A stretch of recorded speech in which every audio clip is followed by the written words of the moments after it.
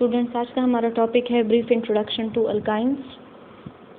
Alkynes से पहले हम पढ़ चुके हैं अल्केन्स और अल्कीन्स।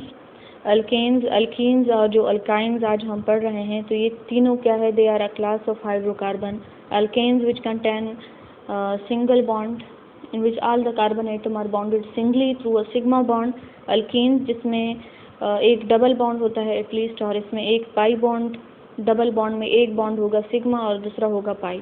और अल्काइन जिसमें एटलीस्ट वन ट्रिपल बॉन्ड हो, तो ट्रिपल बॉन्ड होने की वजह से इसमें जो एक बॉन्ड है वो कहलाएगा सिग्मा और बाकी जो दो बॉन्ड है वो कहलाएंगे पाई बॉन्ड। अब डिटेल से पढ़ते हैं अल्काइंस के बारे में। तो अल्काइंस जो है they contain carbon carbon triple bond, ठीक है, ये तो हो गया है। इसके बाद ट्रिपल बॉन्ड की जो लोकेशन है चेन में, उसके बेस पर हम दो कैटेगरीज में क्लासिफाई करते हैं अल्काइंस को। एक कहलाते हैं टर्मिनल अल्काइन और दूसरे कहलाते हैं इंटरनल अल्काइन। टर्मिनल, जिस तरह इसका नाम इंडिकेट कर रहा है कि टर्मिनल है, टर्मिनल पे क्या है? Triple bond. अगर ट्रिपल बॉन्ड की लोकेशन टर्मिनल पोजीशन पर हो, यानी एक एंड के ऊपर हो चेन के, तो तब उनको हम कहते हैं कि ये टर्मिनल अल्काइन है। और इसमें क्या होगा कि जो कार्बन कार्बन ट्रिपल बॉन्ड है उसके साथ एक हाइड्रोजन एटम अटैच होगा और दूसरा कार्बन एटम अटैच होगा। जिस तरह यहाँ पे आप देख रहे हैं, this is carbon carbon triple bond. एक साइड पे ये लिंक है हाइड्रोजन के साथ और दूसरे साइड पे इसका बॉन्ड बना हुआ है कार्बन के साथ। So that's why this alkyne is known as terminal alkyne. Second है आपका इंटरनल अल्काइन। तो इंटरनल अल्काइन क्या है? ये वो अल्काइंस होते हैं जिसमें कार्बन एटम बॉन्ड बना रहा हो दो मजीद कार्बन के साथ। ट्रिपल बॉन्ड के अक्रॉस के साइड्स पे जो दो एटम्स हैं वो दोनों अगर कार्बन ही हैं, तो तब उन अल्काइंस को हम कहते हैं कि ये इंटरनल अल्काइन है। Suppose this is an example. यहाँ पे आपको ट्रिपल बॉन्ड नज़र आ रहा है, ये एक साइड पे भी कार्बन के साथ लिंक है, दूसरे साइड पे भी कार्बन के साथ लिंक है, तो इस वजह से इस अल्काइन को हम कहेंगे कि ये इंटरनल अल्काइन है। अच्छा, अल्काइंस जो है उनका जनरल फार्मूला हम डिटेल से फर्स्ट वीडियो में पढ़ चुके हैं कि ये CnH2n-2 इसका फार्मूला है, और यहाँ पे जो n है वो आपको शो करके दे रहा है नंबर ऑफ कार्बन एटम्स। इसके अलावा क्या है कि जो अल्काइंस हैं उसमें 4 hydrogen, they have 4 fewer hydrogen than the maximum possible hydrogen for any hydrocarbon, ठीक है। हाइड्रोकार्बन में जो मैक्सिमम पॉसिबल हाइड्रोजन की तादाद होती है, उस तादाद से अल्काइंस में 4 हाइड्रोजन कम होते हैं। अब इनकी एग्जांपल अगर हम देखें, सपोज हम दो करस्पॉन्डिंग हाइड्रोकार्बन ड्रा कर लेते हैं, एक अल्केन में और एक अल्कीन में, अल्काइंस में। तो ये आपका हो गया है अल्केन। अल्केन में हम एग्जांपल ले रहे हैं इथेन की, ठीक है। This is the second member, 2 को कहा जाता है eth and this is alkane, so we will call it ethane. अब यहाँ पे आप देख रहे हैं कार्बन के जितने भी बॉन्ड है वो सिग्मा बॉन्ड है, यानी मैक्सिमम पॉसिबल उसमें जो बॉन्ड बन सकते थे वो इसके बने हुए हैं सिग्मा बॉन्ड, और हाइड्रोजन की तादाद है इसमें 6, ठीक है। There are 6 hydrogen attached with this hydrocarbon. Similarly अगर हम इथाइन ड्रा करेंगे तो उसमें एक तो आपका ये ट्रिपल बॉन्ड इन्वॉल्व हो गया है, तो 3 बॉन्ड तो कार्बन के इधर पूरे हो गए, और ये 4 बॉन्ड बना सकता है, तो एक बॉन्ड इसका बनेगा हाइड्रोजन के साथ, ठीक है। एक बॉन्ड ये बना रहा है हाइड्रोजन के साथ।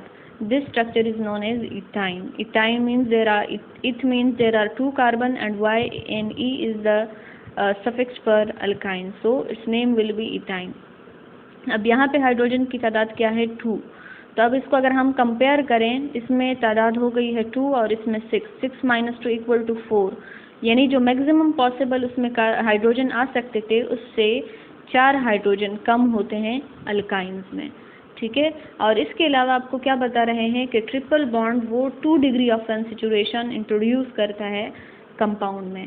इसका क्या मतलब है? देखो, इसमें कार्बन कार्बन ट्रिपल बॉन्ड है, तो ट्रिपल बॉन्ड अगर है तो जिस तरह स्टार्ट में बता दिया है कि एक बॉन्ड इसमें क्या होगा? सिग्मा बॉन्ड, और बाकी जो 2 बॉन्ड होंगे वो पाई बॉन्ड होंगे।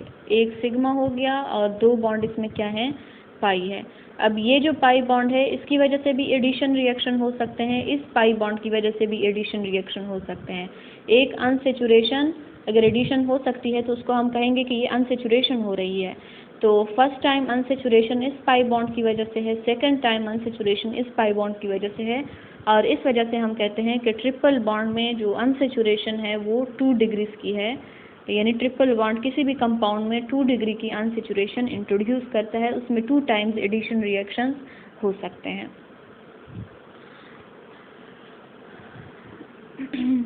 Next is the electronic structure of alkynes.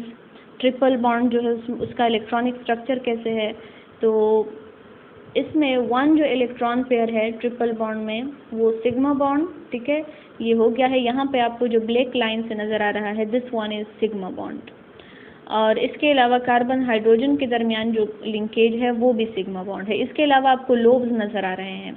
Hybridisation के टॉपिक में हम पढ़ चुके हैं कि जो अनहाइब्रिडाइज्ड p ऑर्बिटल है, अगर इसमें हाइब्रिडाइजेशन sp है, ठीक है, अल्काइंस में हाइब्रिडाइजेशन क्या होती है sp, तो जो 2 p ऑर्बिटल्स रह जाते हैं अनहाइब्रिडाइज्ड वो ऐसे ही जिस तरह इनका डम्बल स्ट्रक्चर है तो वो ऐसे ही डम्बल स्ट्रक्चर में कार्बन के ऊपर प्रेजेंट होते हैं।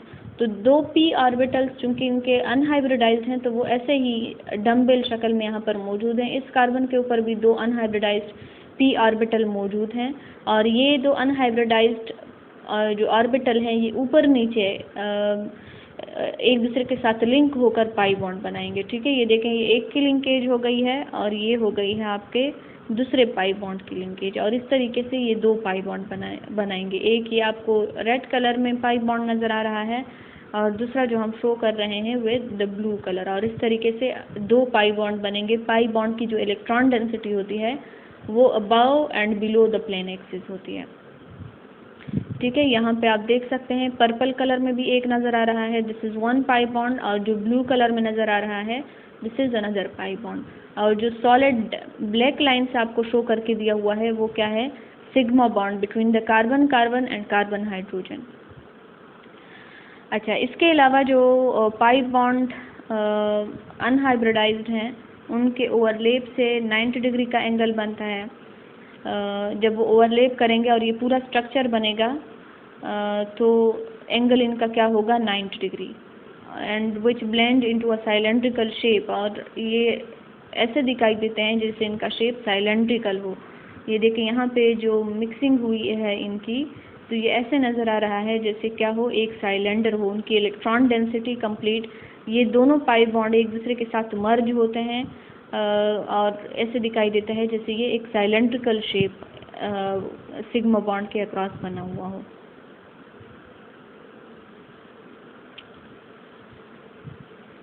अच्छा, नेक्स्ट इज के फर्स्ट जो 3 मेंबर्स हैं अल्काइन के, ethyne, propyne and butyne. Ethyne which has 2 carbon, propyne 3 carbon और ब्यूटाइन 4 कार्बन, तो ये गैसेस है। बाकी जो इसके बाद नेक्स्ट 8 मेंबर्स हैं कार्बन 5 से कार्बन 17 तक वो लिक्विड है, और कार्बन 17 से जो हायर अल्केन्स हैं वो सॉलिड होते हैं रूम टेम्परेचर और प्रेशर के ऊपर। With the exception of acetylene which has a garlic-like odor, all other alkynes are colorless and odorless. Acetylene जो फर्स्ट मेंबर है अल्काइन का, उसका स्मेल होता है, और स्मेल उसकी कैसे है, गार्लिक लाइक ऑर्डर होती है उसकी, जबकि बाकी जितने भी अल्काइन हैं उनका ना ही कोई ऑर्डर होता है, यानी ना ही उनकी कोई स्मेल होती है और ना ही उनका कोई कलर होता है। They are soluble in organic solvents such as acetone, benzene, ethanol, etc. but slightly soluble in water. Alkynes जो है वो नॉन पोलर है, ठीक है। अल्काइंस आर नॉन पोलर, और नॉन पोलर होने की वजह से ये डिज़ोल्व होंगे नॉन पोलर सॉल्वेंट्स में, ठीक है। लाइक डिज़ोल्व लाइक होता है, तो अगर कोई नॉन पोलर सॉल्यूट है तो वो नॉन पोलर सॉल्वेंट में ही डिज़ोल्व होगा। Now as alkynes are non polar, तो ये क्या होंगे, इनकी जो सॉल्युबिलिटी है वो ऑर्गेनिक सॉल्वेंट्स में होगी, और ऑर्गेनिक सॉल्वेंट्स जितने भी हैं वो नॉन पोलर होते हैं, जबकि वाटर तो पोलर है, तो इसमें उसकी जो सॉल्युबिलिटी है वो बहुत स्लाइटली है, यानी बहुत कम है, वो ज़्यादा सॉल्युबल नहीं होता वाटर में। Boiling point of alkynes are slightly higher than the corresponding alkenes and increases regularly with the increase in number of carbon atoms in the alkynes. However, their melting point do not follow a regular sequence. Instead, they change irregularly with increase in the number of carbon atoms. अच्छा, इसके अलावा क्या है कि जो इनका boiling point है alkynes का, वो इनके करस्पॉन्डिंग अल्कीन्स और अल्केन से ज़्यादा होता है, और नंबर ऑफ कार्बन एटम्स जितने इनमें बढ़ते जाते हैं उतना ही उनका बॉइलिंग पॉइंट भी इंक्रीज़ होता है, जिस तरह एसिटाइलिन है, तो उसका बॉइलिंग पॉइंट -75 है। फिर जब हम आते हैं प्रोपाइन की तरफ तो -23 बढ़ गया है ना, माइनस में जो वैल्यूज़ होती हैं उनको अगर हम इंक्रीज़ करते हैं तो वो कम होती है, अगर उनको हम डिक्रीज़ करते हैं तो वो बढ़ती हैं। तो इट मीन्स कि -23 इज़ ग्रेटर देन -75। तो प्रोपाइलिन जिसमें 3 कार्बन है उसका बॉइलिंग पॉइंट बढ़ गया है। फिर ब्यूटाइन जिसमें 4 कार्बन है उसका बॉइलिंग पॉइंट मज़ीद बढ़ गया है, 9 हो गया है। एंड देन पेंटाइन जिसमें 5 कार्बन है तो उसका बॉइलिंग पॉइंट हो गया है 40।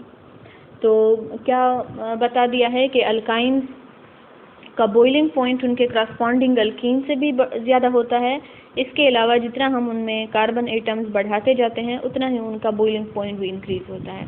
लेकिन इनका जो मेल्टिंग पॉइंट है वो कोई रेगुलर सीक्वेंस शो नहीं करता। वो कुछ जो मॉलिक्यूल्स हैं उनका बढ़ता है, कुछ का कम होता है, और ये डिपेंड करता है उनके स्ट्रक्चर के ऊपर। ठीक है, अब उनमें चूँकि ये जो अल्काइंस हैं तो इनमें ट्रिपल बॉन्ड की जो लोकेशन है वो भी डिफरेंट हो सकती है। तो ट्रिपल बॉन्ड की जब लोकेशन चेंज होगी तो उसके साथ इसकी स्ट्रक्चरल फीचर्स भी चेंज होंगे, और स्ट्रक्चर चेंज होने की वजह से उनका मेल्टिंग और जो बॉइलिंग पॉइंट है वो भी इफेक्ट होगा, उसमें भी फिर चेंजेस आएंगे। तो इस वजह से जो मेल्टिंग पॉइंट है उसका कोई रेगुलर सीक्वेंस नहीं है because of the structural reasons, और उनमें क्या है कि हमें एक ही रेगुलर ट्रेंड देता है। They are slightly more denser than the corresponding alkane and alkene. Corresponding इनके जो अल्केन और अल्कीन्स हैं इनसे इनकी जो डेंसिटी है वो भी थोड़ी ज़्यादा होती है। corresponding का मतलब ये है, सपोज वी हैव, अगर हम 2 कार्बन का कोई अल्केन ले रहे हैं तो अगर वही 2 कार्बन का हम कोई अल्काइन भी ले लें तो इसको हम कहेंगे कि ये क्या है, ये corresponding अल्केन है। यानी 2 कार्बन अल्काइंस का करस्पॉन्डिंग अल्केन क्या हुआ, 2 कार्बन अल्केन। इसी तरह अगर हम 10 कार्बन का अल्काइन ले रहे हैं तो 10 कार्बन के अल्काइन का करस्पॉन्डिंग अल्केन क्या होगा, 10 कार्बन का अल्केन। तो इनका कंपैरिजन आपको शो करके दिया हुआ है कि ये जो करस्पॉन्डिंग अल्केन्स हैं उनसे इनकी डेंसिटी भी क्या होती है, ज़्यादा होती है। और डेंसिटी क्या चीज़ है, density is mass per unit volume. किसी भी कंपाउंड के मॉलिक्यूल के मास को जब हम डिवाइड करते हैं वॉल्यूम के ऊपर देन वी गेट डेंसिटी। और डेंसिटी में आप देख रहे हैं वॉल्यूम के साथ इसका रिलेशन क्या है, इनवर्स रिलेशन है। वॉल्यूम आप जितना कम करेंगे उतना इसकी डेंसिटी बढ़ती जाएगी। ठीक है, वॉल्यूम को आपने जितना कम कर दिया है तो उतनी उसकी डेंसिटी क्या होगी, ज़्यादा होगी। और इसका डायरेक्ट रिलेशन है मास के साथ। मास आप बढ़ाएंगे तो डेंसिटी बढ़ेगी, मास हम कम करेंगे तो उसके साथ डेंसिटी कम होगी।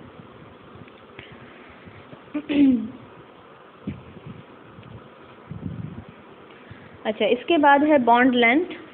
तो bond length is also very much important.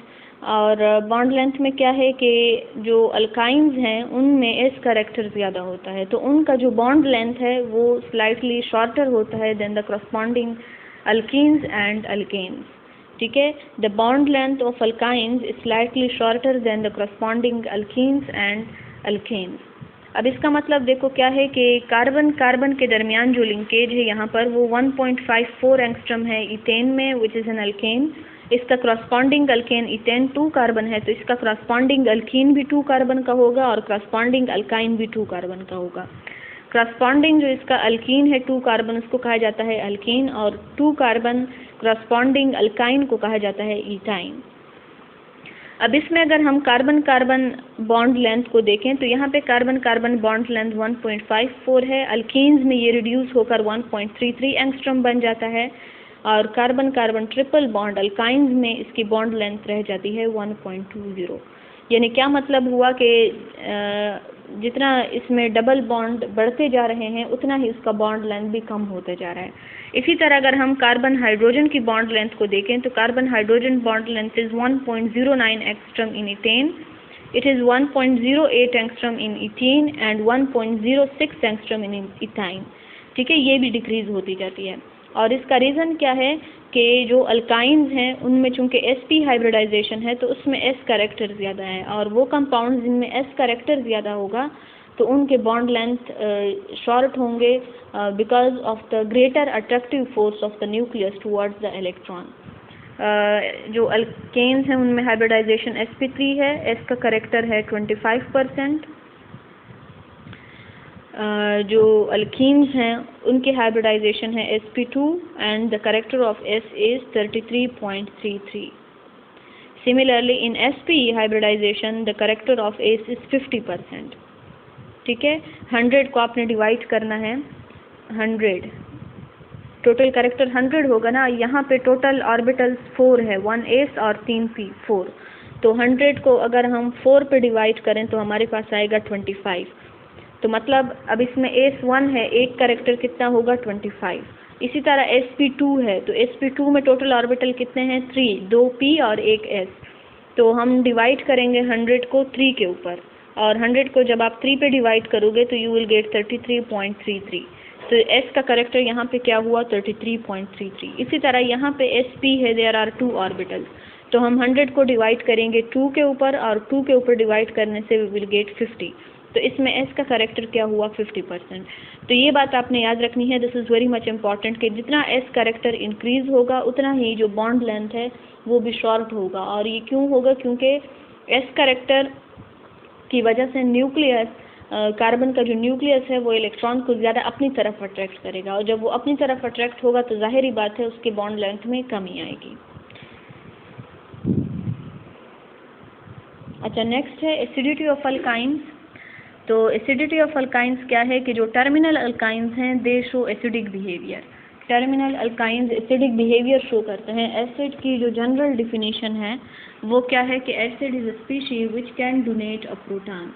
Any species that can donate a proton is known as an acid, according to Bronsted-Lowry theory. तो अब जो टर्मिनल अल्काइंस हैं अगर उनको हम देखें तो उनका इस तरह का स्ट्रक्चर होता है। इसमें हमने पढ़ लिया है कि जो एक कार्बन है वो डायरेक्टली लिंक होता है वो हाइड्रोजन विद हाइड्रोजन। तो अब ये हाइड्रोजन चूँकि ये डोनेट कर सकता है, डोनेट करने के बाद इसकी फॉर्म ये होगी carbon with negative charge plus ये प्रोटॉन इसने रिलीज कर दिया। ठीक है, जब ये एसिडिक बिहेवियर शो करेगा तो ये इस टाइप का रिएक्शन देगा, कार्बन के ऊपर नेगेटिव चार्ज आएगा और ये प्रोटॉन रिलीज करेगा। अब इसका क्या मतलब हुआ कि ये एसिडिक बिहेवियर शो कर सकते हैं। अल्कीन्स और जो अल्केन्स हैं उनमें एस करेक्टर चूँकि कम होता है तो वो एसिडिक करेक्टर शो नहीं करते, लेकिन टर्मिनल अल्कीन्स में एस करेक्टर भी ज़्यादा है, ये इलेक्ट्रॉन को अपनी तरफ अट्रैक्ट करेंगे, और जब इलेक्ट्रॉन इनके करीब आएंगे तो प्रोटॉन के ऊपर इलेक्ट्रॉन की डेंसिटी कम होगी और वो आसानी से निकल सकता है। ठीक है, तो ये शो कर सकते हैं एसिडिक बिहेवियर। अच्छा, देखिए यहाँ पे जो अल्केन्स हैं, दिस इज इथेन। इथेन में हाइब्रिडाइजेशन sp3 है, s करेक्टर 25% और p के a वैल्यू इसकी है 50। p के a वैल्यू ये एसिडिटी का इन्वर्स होती है, यानी ये वैल्यू जितनी ज़्यादा होगी उतनी ही एसिडिटी कम होगी। तो जिसकी वैल्यू पी के ए ज़्यादा है उसकी एसिडिटी कम है, यानी वो वीक एसिड है। इसके बाद अगर अल्कीन्स को हम देखें तो उसका इलेक्ट्रॉन हाइब्रिडाइजेशन जो है वो sp2 है और करेक्टर उसका कितना है 33% एस करेक्टर, और पी के ए वैल्यू उसकी 44% हो गई है। एस करेक्टर कम होने की वजह से पी के ए वैल्यू इफेक्ट होगी, वो 44 हो गई है, थोड़ी सी कम हो गई है। अब इसकी जो एसिडिटी है वो अल्केन की थोड़ी सी ज़्यादा होगी। अमोनिया को भी यहाँ पे कंपैरिजन मिलाया हुआ है कि अमोनिया का अगर हम एसिडिक बिहेवियर शो करें तो वो आपको पी के ए वैल्यू देता है 35। यानी क्या मतलब है कि ammonia is slightly more acidic than alkenes and alkanes. जो इनके करस्पॉन्डिंग इथीन है और या करस्पॉन्डिंग तो हम यहाँ वर्ड यूज़ नहीं करेंगे, लेकिन अमोनिया से स्लाइटली ये ammonia is slightly strong acid than ethene and ethane. इसी तरह अगर हम इथाइन को देखें तो इथाइन में हाइब्रिडाइजेशन है sp और करेक्टर s का 50% और इसकी p के a वैल्यू है 25, कम हो गई है, और भी तो इट मीन्स के उसकी एसिडिटी बढ़ गई है, as there is an inverse relation between acidity and p K a value. अच्छा, इसी तरह अगर हम अल्कोहल को देखें तो अल्कोहल की p के a वैल्यू आती है 16 to 18 के रेंज में।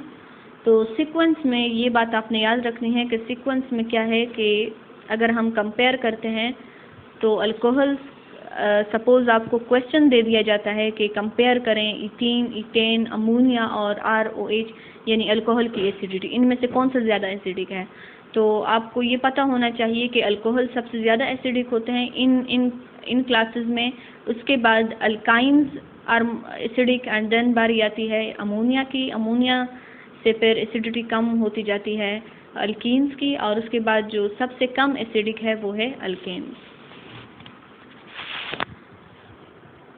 इनके सीक्वेंस को हम ऐसे ड्रा करेंगे,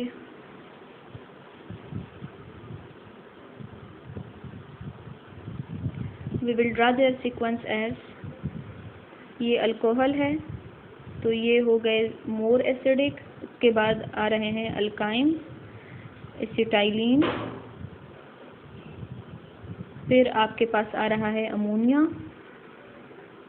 and then we have ethene, and then we have ethane.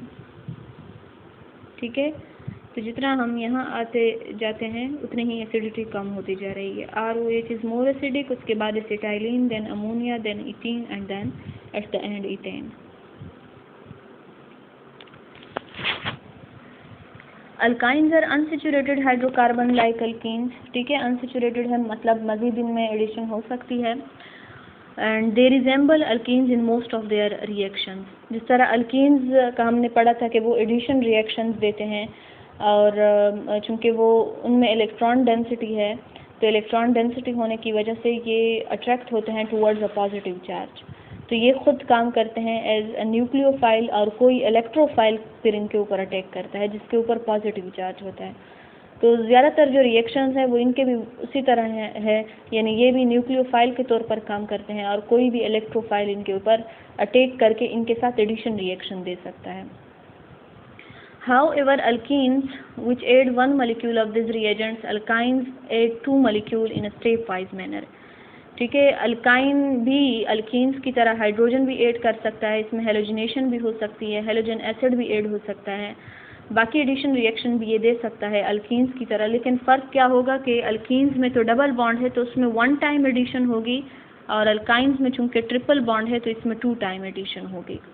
इसके अलावा जो इम्पॉर्टेंट बात है वो ये है कि अल्काइंस में ट्रिपल बॉन्ड है, लेकिन फिर भी देखें alkynes have triple bond and alkenes have double bond, तो होना तो ये चाहिए था कि ये ज़्यादा रिएक्टिव होते, ये कम रिएक्टिव होते, लेकिन ऐसा नहीं है। अल्काइंस जो है वो लेस रिएक्टिव है, और जो आपके अल्कीन्स हैं दे आर मोर रिएक्टिव, और इसके 2 रीज़न हैं। ठीक है, this is very much important. Alkynes are less reactive although they have 2 pi bond, while alkenes are more reactive than alkynes although they have 1 pi bond.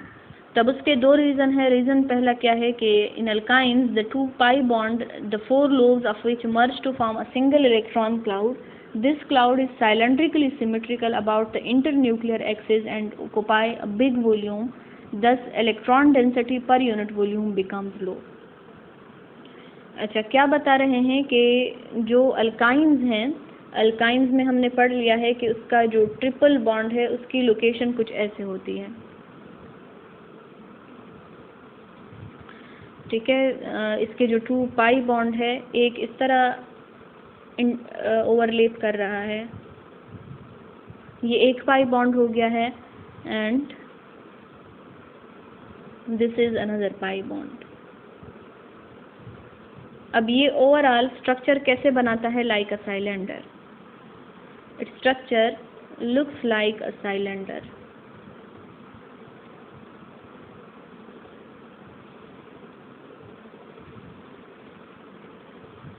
ठीक है, ये 2 pi bonds एक दूसरे के साथ मर्ज हैं और हमें ऐसे दिखाई देता है जैसे ये एक साइलेंड्रिकल स्ट्रक्चर हो इस सिग्मा बॉन्ड के अक्रॉस।